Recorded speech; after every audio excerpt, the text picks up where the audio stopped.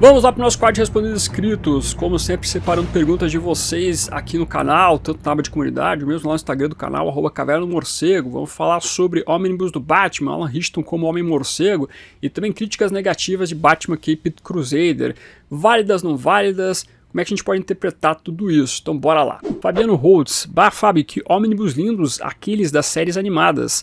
Será que veio pro Brasil? E esse item seu que é da hora, o TPB do Shadow of the Bat, com a introdução do Deus Alan Grant. Pode falar mais dele do que se trata essa introdução? Pois então, eu achava que no passado esses ônibus do Batman da Animated Series, ou melhor, Batman Adventures, que são os quadrinhos da série animada clássica dos anos 90, teriam mais chance de sair. Mas como você tá vendo a Panini dar um pouquinho mais de fôlego para esses ônibus, tentando publicar menos coisas, tô achando que talvez fique um pouco mais difícil eles publicarem por aqui. Não é impossível, mas me parece um pouco mais difícil. Ainda mais que eles estão publicando coisas do Animated Series ao redor, tal qual, por exemplo, Batman Louco Amor. Estão publicando Batman de Adventures Continuum, que é a continuação da série animada lá em quadrinhos. Talvez eles estejam temerosos em fazer um investimento envolvendo esse material, que quando chegar com certeza vai ter os detratores falando, pô, esse negócio não é bom. Sempre tem alguém falando que não é bom alguma coisa, às vezes com críticas que realmente fazem sentido e outras críticas nem tanto. Ao mesmo tempo, pode ser que esses lançamentos envolvendo a série animada e seus quadrinhos sejam um teste da Panini. Vamos testar aqui o Louco Amor para ver se funciona. Vamos testar aqui a série animada em quadrinhos, pelo menos a continuação, para ver se a galera compra a ideia. Se vender bem, eles podem falar, não, realmente o pessoal está comprando aqui, então vamos investir. Batman The Adventures Continuum, que foi nomeado aqui como Batman série animada, tem 3 encadenados. O primeiro já foi lançado, que eu vejo sempre vendendo bem na Amazon, por exemplo. Você tem uma continuação que vai chegar logo mais, e com certeza eles daqui a pouco devem anunciar o 3º capítulo aí para fechar toda esta brincadeira. E aí eles vão tirar o saldo disso, pô, funcionou bem, então vamos continuar investindo. Aí lança o Omnibus, que nós já temos 2, né, que é o Batman Adventures e o Batman Robin Adventures, que adaptava os quadrinhos da animação Batman Robin lá, as aventuras de Batman Robin. Então a gente deve ficar na torcida para dar certo, então aí que as pessoas peguem então essas obras aí lançadas pela Panini para dar uma aquecida e trazer, né, a mensagem, sim, o pessoal que é o Omnibus aí desses quadrinhos. Em relação ao TPB do Shadow of the Bat, que nós temos então 3 encadenados que trazia o começo aí dessa revista muito marcante lá pelo Alan Grant, esse texto introdutório fala basicamente como foi a concepção da revista Shadow of the Bat, sobre o fato que o Batman tinha 3 títulos na época, Batman, Detective Comics e ao mesmo tempo Legends of the Dark Knight, e o Dennis O'Neil, que era o editor na época de todos os títulos do Batman, falou que queria um 4º título. Aí ele falou que o Alan Grant iria escrever, e eles ficaram pensando, pô, como é que a gente vai elaborar essa nova revista, qual que vai ser o chamariz, o diferencial? Então a tendência era falar sobre vilões do Batman, e o começo da revista destacava então o Asilo Arkham, de como a Janet Kent, que era a presidenta da DC na época, sugeriu falar sobre o Asilo Arkham como uma espécie de continuação do trabalho de Grant Morrison e Dave McKean na época. É um texto bem bacana, que fala sobre o nome Zess, como é que o Alan Grant teve na cabeça dele esse nome para esse grande vilão do Homem-Morcego. É muito legal esses bastidores, eu adoro ver esses textos do roteirista, falando sobre o que ele acha da concepção do quadrinho, como foi. O encadenado, por exemplo, de Batman Gotham 1889, você tem um texto do Brian Agustin, se eu não estou enganado, falando também como foi a concepção do Batman lá da era vitoriana. Texto fantástico. Eles até falam que o Mike Mignola, ele não queria desenhar esse quadrinho. Ele foi pego no corredor lá, onde a galera começou a trazer um monte de conceitos para ele, começou a dar uma desenhada, e de repente ele se viu obrigado praticamente a fazer os desenhos dessa obra muito icônica do Elseworld do Homem-Morcego. Eu não sei se esse primeiro encadenado, Shadow of the Bat, você encontra ainda na Amazon, talvez esteja esgotado, mas eventualmente se puder pegar, acho que vale a pena por esses textos introdutórios. Por mais que todos os quadrinhos publicados neste encadenado importado já foram publicados na saga do Batman, então é mais para quem gosta de extras e coisas desse sentido. De qualquer forma, ficamos à torcida para quem sabe um dia vir o Omnibus aí de Batman, as aventuras aí dos quadrinhos baseados na animação. Realmente, são obras que eu gosto bastante. Draco Fogo Oficial. Na sua visão, acho que o Alan Richardson seria um ótimo Batman, já experiente na ativa? Muita gente questiona o fato dele ser gigante, 1,91 m de altura, uma montanha de músculo, e sem contar que o cara é bom de porrada.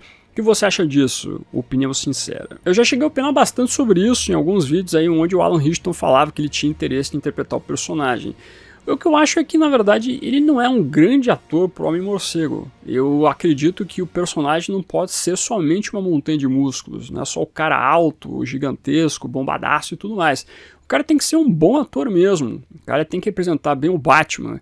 A gente sempre brinca aqui sobre a questão, brinca não, fala sério na verdade, né?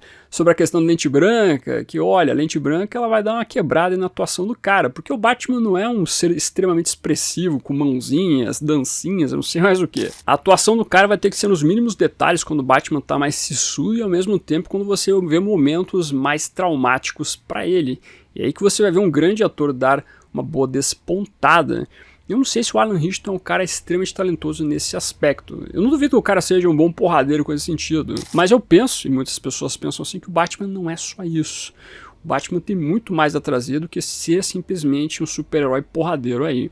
Esse é um ponto que você tem que fomentar também entre o público. De todos os atores que demonstraram interesse até então para viver o Homem-Morcego, eu acho que talvez o que eu mais gostei foi o Jake Gyllenhaal, porque a gente já viu o cara sendo um bom porradeiro aí também em filmes recentes, o Matador de Aluguel lá, um remake que saiu no Prime Video, o cara tá mandando bem lá. Ao mesmo tempo ele é um bom ator, um cara que manda bem em outros aspectos, não só na porradaria. Então você tem que casar isso. O cara que é um bom porradeiro e ao mesmo tempo o cara que consegue trazer uma boa interpretação de um personagem que não é extremamente expressivo, mas que ele tem que trazer boas e pequenas expressões para você compadecer de tudo que está acontecendo com ele durante o filme. Inclusive a polêmica que eu posso trazer aqui é que eu prefiro muito mais um ator que seja um pouco mais esguio, não precisa ser uma montanha de músculos, mas que seja um grande ator, do que necessariamente um bombadão lá, um cara gigante e tudo mais que não sabe interpretar nada, que é uma porta. Não precisa desse cara, o Batman não precisa desse cara. O Batman precisa de um cara que saiba interpretar muito bem. Esse é um ponto muito importante, que ele consiga criar o equilíbrio entre uma boa atuação e ao mesmo tempo um bom físico. Mas não precisa ser uma montanha de músculos para ser um Homem-Morcego, não é assim que funciona o negócio. Guilherme Monteiro MM, opa Fábio, tudo certo? Com a nova versão do Batman no universo Absolute, você considera que há alguma característica do Batman imutável, independente do universo que for? Ou melhor, qual você considera que seja a essência imprescindível do personagem? Abraço. Bom, um ponto importante envolvendo o universo absoluto é que ele tem uma proposta. Enquanto o universo da Terra Zero que a gente conhece é um universo que gira em torno do Superman, levando em consideração o conceito do metaverso, o universo absoluto parte do Darkseid. Então a gente já vai ver uma coisa complicada ali para esses personagens, porque eles vão estar em volta de ódio, do pior tipo de sentimento possível. Então você vai ver realmente personagens extremos sendo trabalhados ali. Então a proposta dessa série é fazer algo diferente com o Superman, Batman, Mulher Maravilha e assim por diante, se deslocando um pouco do que é a Terra Zero. Eu particularmente penso o seguinte, na Terra Zero você tem que manter tudo que é normal do Batman, tudo que é de essência dele, né? Que é o cara que não mata, que é o cara que não usa armas de fogo, que tem todas as destrezas possíveis, mas ainda assim é uma pessoa bondosa, um super-herói que busca a paz também, mais do que tudo. Quando você fala sobre universos ao redor, ou multiverso, ou realidades alternativas, dependendo do conceito, eu penso que dá para você ir por outro caminho para explorar o personagem. Tudo vai depender se você consegue explorar muito bem isso. O Absolute Batman do Scott Snyder, eu acredito que vai ser um Batman que vai ser polêmico ainda. Vai ser um personagem que pode vir um pouco mais extremo aí pelo conceito que está sendo criado envolvendo Darkseid. Então é uma figura que vai dar uma chocada, mas dependendo de como isso for construído, de como você faz, quem sabe, uma crítica, ou às vezes você elabora o que é este Batman no cerne da questão errada das suas práticas, pode ser que funcione muito bem. Então eu estou disposto a ver isso. Então eu não acho que necessariamente as regras do Batman principal, da Terra Zero, que sim, ele é o Batman principal, precisem se perpetuar para os outros Batmans dentro da proposta que é feita. E esses pontos básicos do Batman, que é não matar, que é não usar armas de fogo e etc., o Snyder ele sabe muito bem disso. Daquela história que eu não gosto muito, que é o Batman que ria lá, você tem o Batman vindo de um multiverso das trevas, onde ele virou um justiceiro da vida da Marvel lá, por exemplo. Usa armas de fogo e mata e não sei mais o que. O próprio Batman que o Snyder escreve ali, que é o nosso Batman Terra Zero, fala que esse cara não é o Batman. Então o autor sabe onde trabalhar ou como trabalhar isso. Vai depender de toda a narrativa que é criada junto com o Nick Dragotta para estabelecer bem a construção desse Homem-Morcego, o ponto principal. Então, eu acredito que você pode fazer coisas diferentes com o Homem-Morcego dependendo de como você vai elaborando isso, levando em consideração que você tem um Batman principal muito bem estabelecido, com grandes clássicos que já destacaram toda a sua índole, tudo que é de bom envolvendo essa figura. Daniel André, fala aí Fábio, tudo bem? Você acha que a recepção negativa por parte de algumas pessoas sobre Batman Keep Crusader é somente pelas mudanças de gênero e da cor de alguns personagens ou é por outro motivo. Na verdade, existem os dois lados. Você tem críticas positivas, críticas negativas, e tem críticas negativas que querem levar a sério e falar sobre pontos que não curtiram da animação, e tem outras críticas que são, convenhamos, bem vazias, que não avaliam realmente a obra, e simplesmente fica nesse negócio de personagem negro, personagem homossexual, personagem que é mulher e não sei mais o que. Toda obra que sai, seja filme, quadrinho, animação, etc., você nunca vai ter 100% de aceitação do público, seja crítica ou público convencional que simplesmente está lá para assistir. Sempre vai ter alguma pessoa que não vai gostar de alguns aspectos. E tá tudo bem. Dependendo de como você elabora essa crítica, de como avalia aquilo, tudo bem você trazer uma crítica negativa. Tudo bem você não dar 10 para a obra, tudo bem você não dar 9, 8, você pode dar teu 6, 7, ou sei lá, uma nota muito mais baixa, contanto que você justifique isso e não simplesmente pareça algo vazio. Por exemplo, na minha resenha, eu chego a mencionar que tem alguma coisa negativa envolvendo a animação, de como você vê ali que a Warner não se propôs a realmente trabalhar muito bem, com muito afinco, a animação, investir dinheiro ali para deixar a animação muito mais bonita, muito mais fluida, deixar o negócio ali parecendo realmente uma animação mais atual. Você vê que a galera não quis investir quase nada envolvendo a animação, isso é um pecado. A Warner do David Zaslav tem sido criticada nesse sentido, da falta de investimento em animação, de lançamento e assim por diante. Então é um ponto que a gente tem que ressaltar. Eu também não curti algumas retratações de personagens. A Mulher Gato, para mim, é uma figura que eu prefiro muito mais a versão que a gente tem hoje em dia, da Lada do East End, do bairro pobre de Gotham City. Eles fizeram uma mescla do que é a Mulher Gato um pouco mais empobrecida com a personagem Lada dos anos 40. Mas ainda assim, acho que faltou mais alguma coisa da personagem. Quem sabe em próximos episódios podemos ter maiores explorações. A própria Arlequina eu achei mais pro final do episódio, conforme destaquei na minha resenha recentemente, faltou você especificar alguns detalhes dela ali e coisa nesse sentido. Mas veremos também mais pra frente como eles podem melhorar tudo isso. Mas esse é o ponto. Você tem que querer trabalhar uma crítica que agregue alguma coisa que possa ajudar algo que você está assistindo, algo que você está ali curtindo, a melhorar com o passar do tempo. E não simplesmente ficar jogando palavras vazias pelo ódio. E o que a gente tem visto é o pessoal explorar muito esse negócio de ódio. Joga a palavra lacração, joga a palavra mulher, homossexual, negro, para simplesmente justificar que está errado a obra em si. A Pinguim, por exemplo, foi uma personagem criticada, está descaracterizado. A descaracterização é simplesmente porque ela não tem um pênis. É simples assim.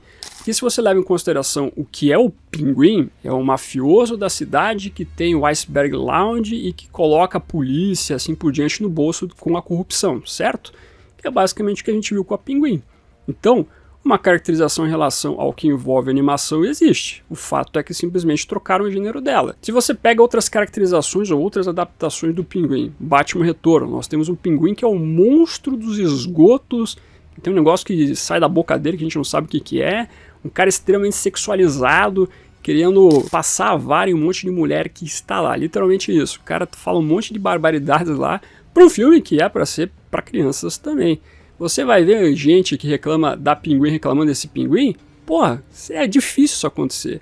Porque a gente sabe qual que é o foco que está acontecendo aqui. E em nenhum momento a Pinguim faz um discurso sexista dizendo que as mulheres são melhores que os homens e coisa desse sentido. Não tem isso acontecendo. Da mesma maneira, James Gordon e Barbara Gordon são personagens negros. Não é a primeira vez que acontece isso, não é a segunda vez que acontece isso, é a terceira vez que a gente vê uma adaptação nesse sentido. Vai assistir Lego Batman lá, vai dizer que é ruim, vai dizer que é lacração, quero ver você dizer isso. Esses dois personagens em nenhum momento fazem uma discussão racial de como os brancos são racistas em Gotham City.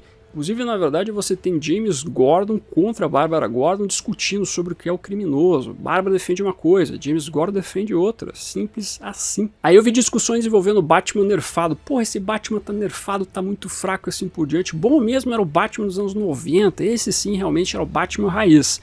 Esse cara que fala isso, ele não assistiu direito o Batman Animated Series. Pode ser que na cabeça dele tenha um lance saudosista. Assistiu quando era criança alguns episódios e gosta desse Batman. Tudo bem.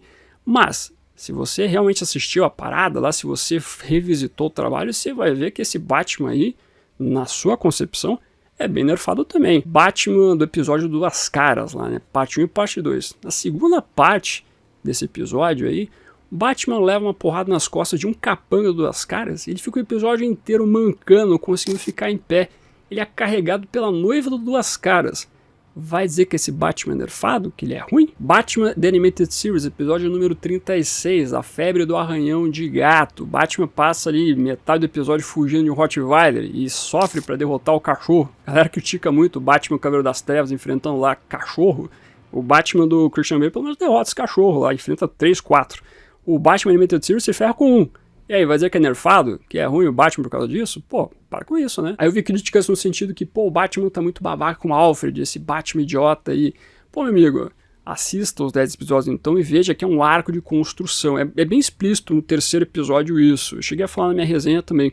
Quando você chega no episódio do Fantasma Fidalgo, você vê o Batman se importando com o Alfred. Quando chega no último episódio, já vou dar o spoiler aqui, você vê ele trocando lá a maneira como ele fala com o Alfred. Não é mais Pennyworth, é Alfred, porque o Batman tem toda uma curva de aprendizado para entender que ele está errado também. Ele vai melhorando com o passar dos episódios. É básico isso, não estou falando nada de outro mundo, tá? É tranquilo, só assistir os episódios que você vai ver isso. Pô, mas o Batman tem pouco protagonista, ele divide demais o episódio com outros personagens. Essa crítica eu até levo em consideração, mas ao mesmo tempo, são grandes personagens, são bons personagens. E se você leva em consideração clássicos do Homem-Morcego, o Batman 1, por exemplo, meu amigo, fique longe desse quadrinho então, porque o quadrinho é o Batman e o James Gordon sendo muito mais protagonista quase que o Homem-Morcego. Você vê muitas discussões envolvendo só o James Gordon em relação ao Batman. Então, eu penso o seguinte, tem críticas e críticas. Tem boas críticas que você pode fazer em relação à animação, críticas positivas e negativas, e tem outras que são realmente bem vazias. Pelo simples fato, e aqui vem um ponto muito importante, a produção de conteúdo de ódio, aquele para falar mal de alguma coisa, falar sobre lacração, falar sobre qualquer coisa, ele é muito mais difundido no YouTube.